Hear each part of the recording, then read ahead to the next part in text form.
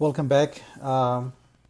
So we will be looking at some properties of limits. So let's say that f and g are functions, and the limit of f as x approaches c exists and is equal to L. The limit of g of x as x approaches c is exists and is equal to m.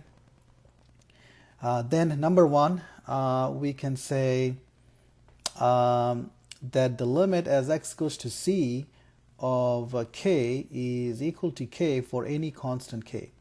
So here the function that I have is a constant function. So the graph of this constant function is a horizontal line that passes through the point 0 comma k. So obviously the limit of this constant function as x approaches any c would be the same as the constant k. Okay, so the limit of the function as x approaches c is equal to c. Well, this is the graph of this function would be the graph of the equation y is equal to x, which is a straight line with slope 1 passing through the origin. So the limit of that function, this function at any c, would be the same as c, obviously, because we are asking, can we make the value of the function x as close to c as we like, simply by choosing x close enough to c on either side of c? The answer is obviously yes. So this limit is going to be c. Again, with the assumptions stated here, we can say, so if the limit of f is L and the limit of g is L and g is m, then the limit of f plus g at c would be equal to L plus m. So that means the limit of f plus g is equal to the limit of f plus the limit of g. Again, this can be only used when both the limits exist. Otherwise, we can't use this. Also, the limit of f of x minus g of x as x goes to c is equal to the limit of f at c minus the limit of g at c.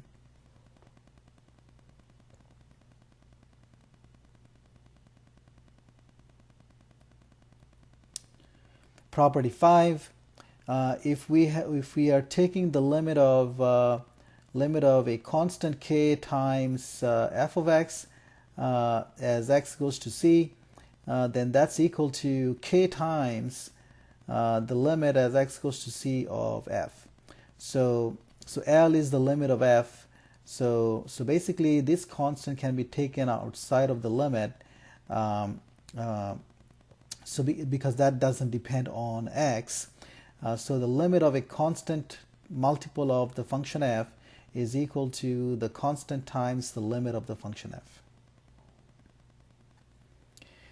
The limit the limit of f of x times g of x as x goes to c is equal to the limit of f times the limit of g. So the limit of a product is equal to the product of the limits of the individual functions, individual factors.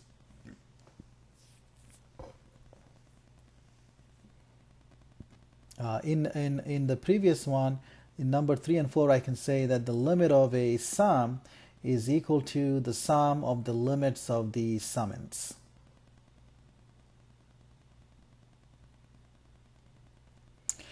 Property number 7 says that the limit of f of x over g of x as x goes to c is equal to the limit of f divided by the limit of g. This only works when the limit of g is not equal to 0. So the limit of a fraction is equal to the limit of the numerator divided by the limit of the denominator, as long as the limit of the denominator is not 0. So the limit of a ratio is equal to the ratio of the limits of the numerator and the denominator. And one more property, that if I take the limit as x goes to c of the nth root of the function f of x, that's the same as the nth root of the limit of f of x as x goes to c. This is provided that so when we are taking an even root here, when n is even, then we must have that L is non-negative. Otherwise it doesn't work. So when n is even, then we require that L is non-negative. If n is odd, then we don't need this condition. Okay, so those are all the properties of limits. So we're going to apply these properties in this example here. So let's take the limit as x goes to -3 of x squared plus 5x. So we know that the limit of a sum is equal to sum of the limits of the summand. So this would be the limit of x squared as x goes to -3 plus the limit of f5x as x goes to -3.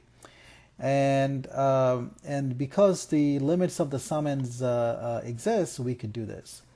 Now, the limit of x squared is the same as the limit of x as x goes to -3 squared. So plus the limit here would be 5 times the limit of x as x goes to -3. Now, in one of the properties we saw that the limit of x as x goes to -3 is going to be -3 here. So we get -3 squared, and here we get 5 times -3. So at the end we get 9 plus -15, which is -6. So the limit of x squared plus 5x as x goes to -3 is -6. I want you to realize that, notice that at the end, when we came to this stage here, this step, notice that it looks like we simply plugged in -3 in place of x. So if you plug in -3 here and here, you get exactly this expression. And it turns out whenever you are taking the limit of a polynomial, that's what you do to find the limit.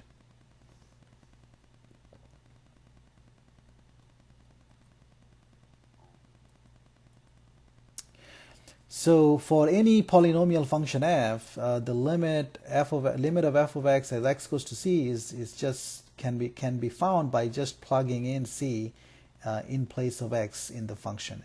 So this limit is equal to f of c.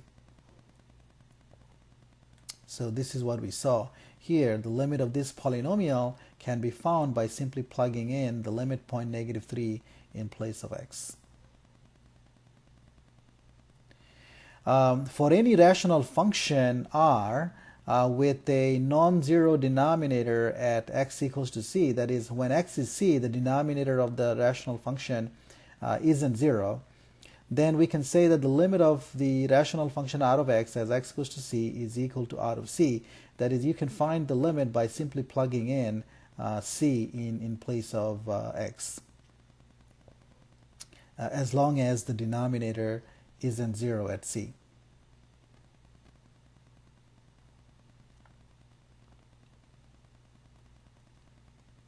So if I take the limit as x goes to -2 of x squared divided by x squared plus 1, what do we get? Well, notice that the denominator here is not 0 when x is -2. So this limit can be found by simply plugging in -2 in place of x. So you get -2 squared divided by -2 squared plus 1, which is equal to 4/5.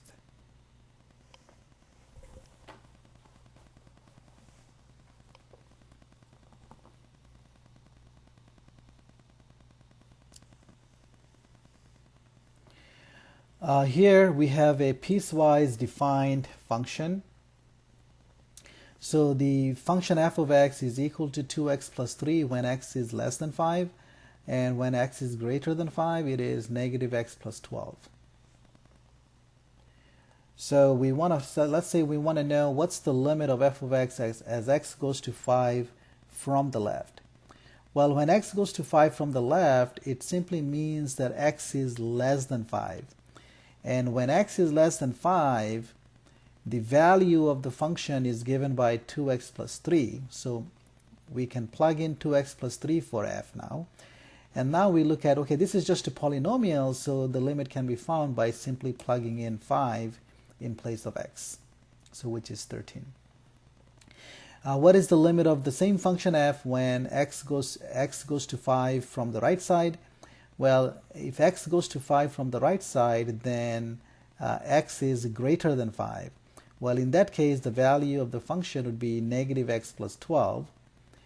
And so then this is equal to negative 5 plus 12, which is equal to 7. So we see that the one-sided limits exist, but they are not equal.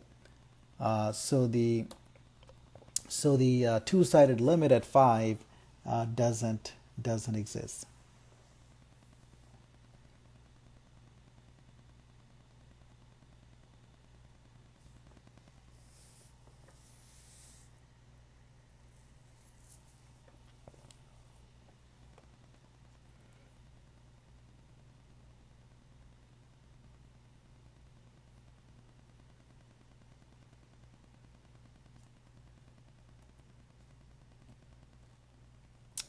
Okay, here's another example. So here we are taking the limit as x goes to negative 3 of x squared plus 4x plus 3 divided by x plus 3. So notice that the denominator here is 0 when x is negative 3. So we cannot just plug in negative 3 to find the limit. Now you might say, well then the limit shouldn't exist. Well, wait a minute. When x is negative 3, let's plug in negative 3 in the numerator. What you're going to see is that you also get 0. So if you plug in negative 3 here, you get 9. And if you plug in negative 3 here, you get negative 12. So 9, 3, negative 12, well, that's going to be 0. So when you plug in negative 3 here in the numerator and in the denominator, you in fact get 0 divided by 0. And 0 divided by, when you get 0 divided by 0, that's an indeterminate form, and so it doesn't so the limit might still exist. So what do we do? Well, basically, since the numerator and the denominator, they both vanish at negative 3, it simply means that x plus 3 is a factor in both the numerator and the denominator. So when that happens, when you get 0 over 0, you should factor out the numerator and the denominator, so which is what we did here, and we see that now we can cancel out x plus 3. And once we cancel out the x plus 3, then we simply get the limit of x plus 1 as x goes to negative 3, which is now we can see is equal to negative 3 plus 1 or negative 2.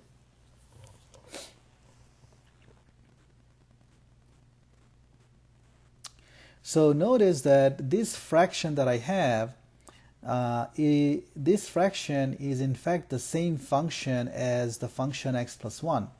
This fraction is equal to this polynomial as long as x is not negative 3. So these two functions, the fraction and the function x plus 1, they are the same except when x is negative 3. So the graph of this fraction is the same as the graph of this polynomial x plus 1, except when x is negative 3. So so like I said, the graph of f of x coincides the graph of g of x equal to x plus 1 at every point except when x is negative 3. And so this point is not on the graph of f, but it is on the graph of g. So this is the graph of the function g of x, and when you put a hole at at negative 3, that it becomes the graph of the function f. So you can see that the limit of f at negative 3 exists, even though the function is undefined at negative 3. So just to make sure that if you have a fraction and you try plugging in the limit point for in place of the variable x and you get 0 over 0, then the limit, this is an indeterminate form, which means that the limit may still be defined. So when you see 0 over 0, do not say that the limit is undefined. The limit may still exist. So what do? The fact that you get 0 over 0, it means that the numerator and the denominator, they have common factors. So so what you need to do, you have to get rid of the factors of the numerator and the denominator that's giving you a 0 when you plug in.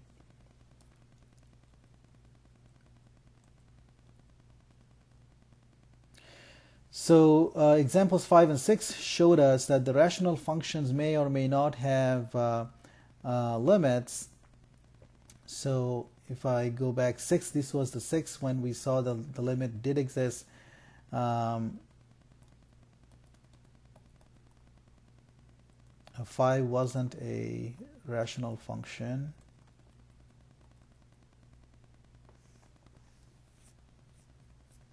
Okay, so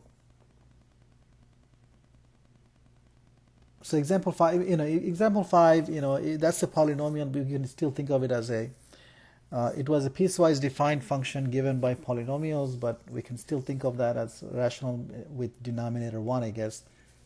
But we saw that the limit in 5 didn't exist, but the limit in 6 did exist. But generally, when we have rational functions, they may or may not have limits.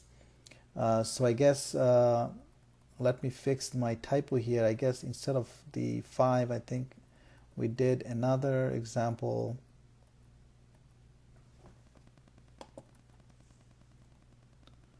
Where we did rational functions.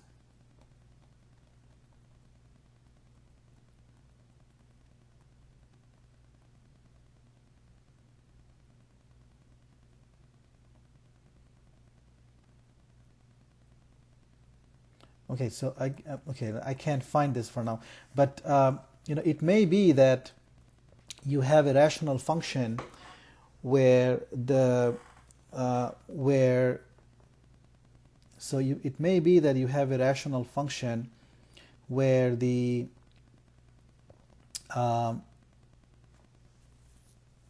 limit of the numerator is a non-zero number, but the limit of the denominator is 0. So in that case, the limit of the rational function wouldn't exist. So once again, if the limit of the numerator is a non-zero number L, and if the limit of the denominator is 0, then the limit of the ratio doesn't exist as a number. However, later on we will look back at this, and then we will ask ourselves, okay, the limit doesn't exist as a number, but what can we say about the ratio still? Does this ratio increase without bound as x goes to c, or does it decrease without bound as x goes to c? So we will see that when we look at limits to infinity later.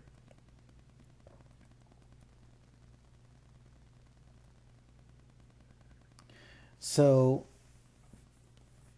here is the limit as x goes to 3 of x plus 1 divided by x squared minus 9. If we, as x goes to 3, the limit of the numerator is 4, and the limit of the denominator is 0, so this limit doesn't exist.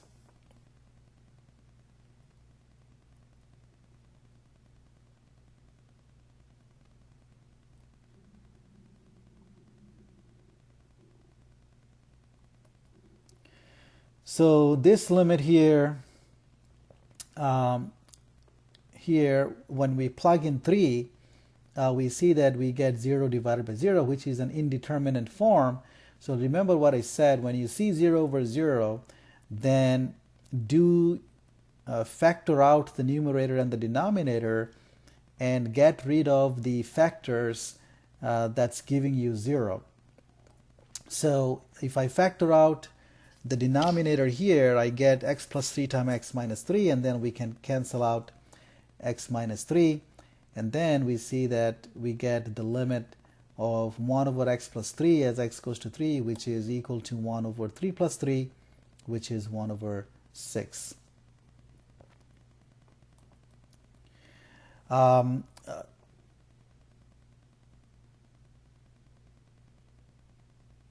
So here we have the limit as x goes to 3 of x plus 3 over x squared minus 9. So if we plug in 3, notice that we get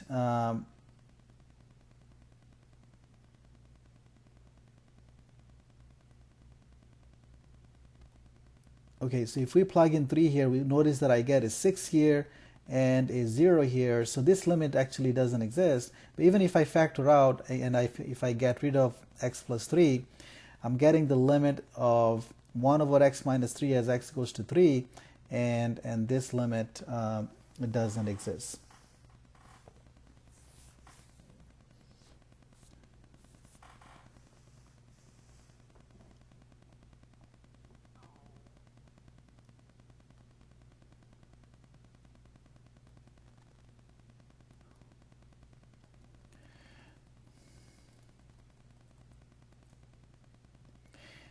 An important limit in calculus is the difference quotient, and we will look at this in the next video.